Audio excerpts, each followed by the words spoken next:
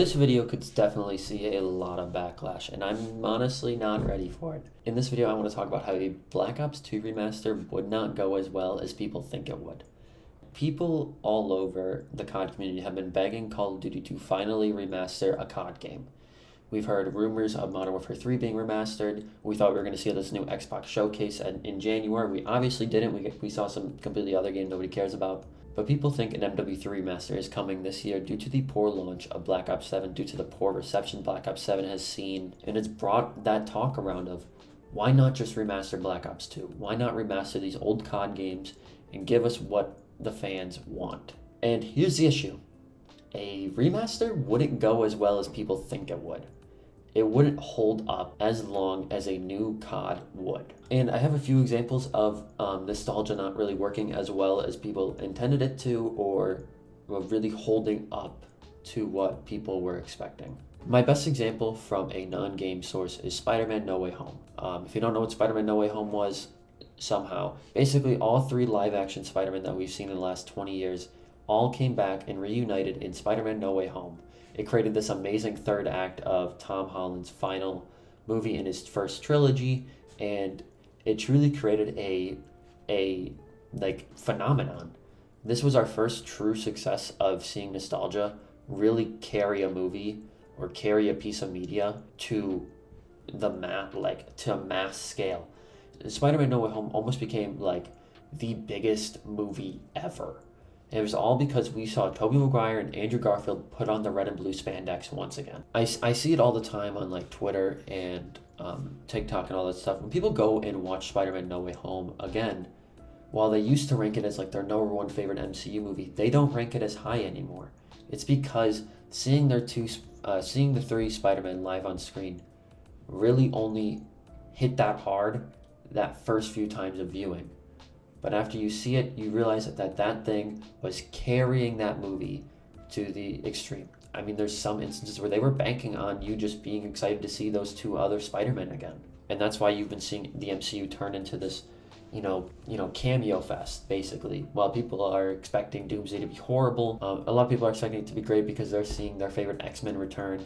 And with the rumors of Tobey Maguire coming back, people are just excited to see these old characters that they haven't seen on screen in a while finally return. When you have that instance of nostalgia only working for that first little bit, it kind of scares me a little bit, because it's will that game truly hold up? Will that piece of media actually hold up? And my best example in a gaming sense has been OG Fortnite. We first saw OG Fortnite return in November of 2023. It was back for 1 month long, the whole month of November. It came back with the Season 5 map with the desert biome, a bunch of OG loot and items back in the game. And I think that's where we saw truly where nostalgia could truly work in its prime, where it could work at its best, when it is a limited time event, a month long, and then it goes away. Sure, they could do this nostalgia wave every year, but eventually it'll slow down and it won't work anymore. Because when we saw it return in December of 2024, when they decided to make OG Fortnite permanent, it did not see the wave of success it should have seen. We saw Season 1, we realized how, slow and boring Season 1 of Fortnite was. We saw, oh man, maybe this isn't truly as good as the modern day Fortnite stuff, at least to some people. So we really saw that, OG or nostalgia type games really can't carry as well as people think it can. While it can hold a player base, and OG Fortnite still holds probably roughly 30 to 50,000 players, even somewhere up towards 100 to 200,000 players when a new season launches, it does not hold that player base for very long. And it kind of is scary to see when people are talking about a BO2 remaster and they think that it's going to hold enough for a year. And I think there's two reasons why it won't hold for a year. And number one is due to Call of Duty themselves, and number two is based on us as the community, as well as, you could throw in a third reason of COD has a different target audience now. Call of Duty themselves has kind of shot themselves in the foot with doing a one-to-one remaster, especially of Black Ops or Modern Warfare games. It's because starting primarily with Modern Warfare 19, they did it a few times before then, but they brought back old maps and old guns. When you bring in, when you jingle the keys of old remastered stuff, People are going to, gobble that shit up. Hey, you know that thing that you liked 15 years ago? Yeah, it's back in COD right now. Spend $70 and come play it. It only works for that short amount of time. People who were excited to play Crash back in MW19 for Season 1, they would, play Crash 24/7, and then if they didn't like the game, they didn't continue to play the game. They stopped playing MW19. People can only really get captured for a very short term, especially if the complete product isn't actually that good. So with COD slowly, rolling out old stuff and recycling old content that they did from 15 years ago, if you get a whole game of just quote unquote recycled content, if you get a 1-to-1 BO2 remaster, you'll get sick of it pretty fast, because you might realize, like with OG Fortnite players, that this wasn't actually as good as we thought it was. Yes, it was good for the time, but if we brought back this old stuff from BO2, it's not going to work as well as people think it would. It just wouldn't hold up to a lot of people, and you would lose a lot of players pretty fast, because there could be, you have normally like a 30% drop in players from COD from month to month. Like after a new COD release, you normally see like a 30% drop in players. But with BO2, you do run that risk factor of you could lose a lot more than you think, because people have been like, I played this 13 years ago, why would I want to play it now? And that's where you run into that first issue. And the second part kind of goes with the community themselves. It's that they are overhyping how good those old Call of Duties are. Yes, I'm not denying the fact that those older Call of Duties, that golden age of Call of Duty, didn't have some of the best stories that we've ever seen. But some of the gameplay, genuinely right now, currently, BO7 has better gameplay than most of those old Call of Duties. Truly, it just does. Game is better optimized. It is smoother. The guns feel better. It's just how it...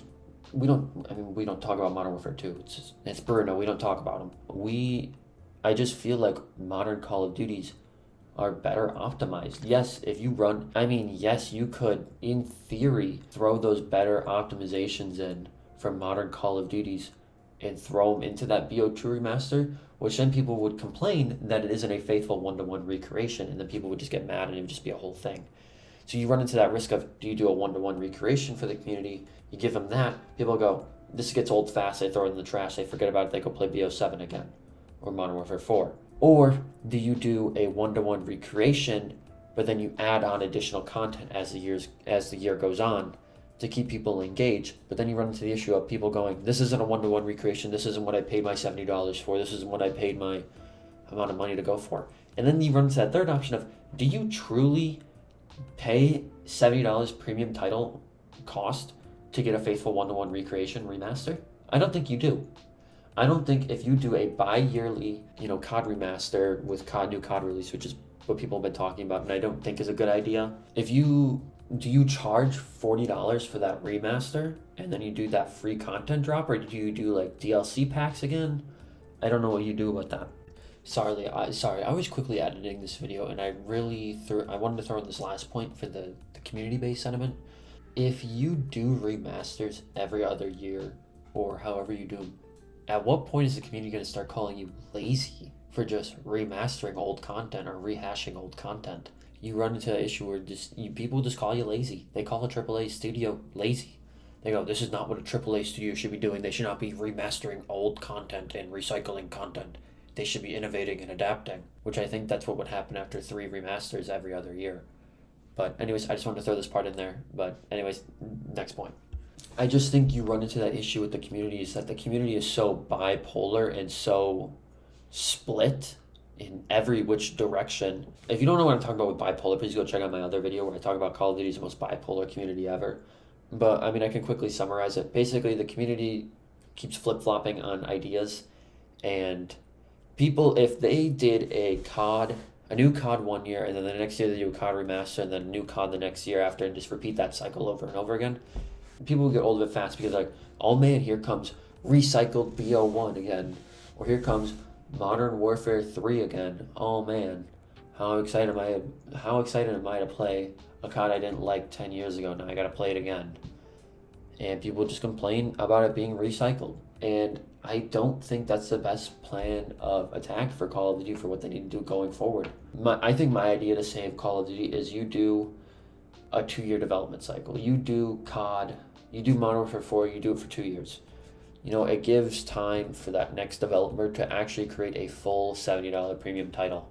Because we've been seeing with BO7 and we've seen with MW3, it doesn't earn that $70 price tag until we're in like season 4 of that game. And you're like, that life cycle is already over by then. And I think, honestly, my last point when it comes to this BO2 remaster talk is truly that's not what the target audience wants anymore. I gotta be honest, COD's target audience now is clearly not people who've been playing COD for 20 years. It's just not, because you know what they do? They've had you at the ball, they've had you by the balls for 20 years. Oh man, you don't play for a few CODs? They still got 20 years worth of sales out of you. They don't care. They're gonna go try to capture new eyes. You're going to go play a COD again that interests you in a couple of years. You might go, oh man, Modern Warfare 4 sounds good. I'm going to buy MW4. But they're trying to grasp new eyes. They want that fast, twitchy gameplay to bring those people who are looking for a game that constantly engages them. With those small maps like they did in BO6, they're looking for a new target audience. And that just isn't the casual gamer anymore. It's not the people who get off their 9 to 5 and play COD for an hour. That's not their... Fuck you, camera. That's just not the target audience for COD anymore. They want people who are on daily grinding camos, grinding challenges, grinding levels. That's their new target audience, and it's been very clear for the last 6 years. And people have been denying it for 6 years. You just aren't the target audience anymore. Call of Duty wants new eyes. It's the same situation like with what the NFL did a couple of years back. When Taylor Swift started dating Travis Kelce a few years ago, people got mad that they kept phoning in Taylor Swift into some of the broadcasting. It was because NFL was trying to capture new eyes on the NFL. They wanted to see if they could get the Swifties engaged on the NFL football if they kept showing Taylor Swift. Because they were like, here, look at Taylor Swift. She's right here. She loves football. Let's make you also love football. It's just like that. Call of Duty goes, oh man, you like Fortnite? You like how fast-paced blitz and reload is? You like how crazy the skins are? Well, come over to our game where we are in first-person, arcade, 6v6 shooter, where we have small maps to keep your brain absolutely rotted. It's just a new target audience, okay? They're not targeting the people who were 15 in 2012. They're targeting the audience that is 15 in 2026. It's just how it is. A BO2 remaster wouldn't solve that problem. Because the people who were 15 in 2015 would go, man, this game's sick. And then a month later, they go, okay, I played this game before. Gone. People who play modern COD and enjoy modern COD, they're going to go, oh man, BO2 remaster with old slow movement and poorly designed maps for my highly engaging gameplay? I'm not going to play that. They don't even buy it. So I think a BO2 remaster would work in a short-term success, but it would not carry a Call of Duty life cycle. And that's not the way to save Call of Duty. And truly, the best way to save Call of Duty, like I said it again, 2-year development cycle, also to kill off Modern Warfare and Black Ops. Put them in the ground, reboot them in 10, 15 years if you want, but kill them right now.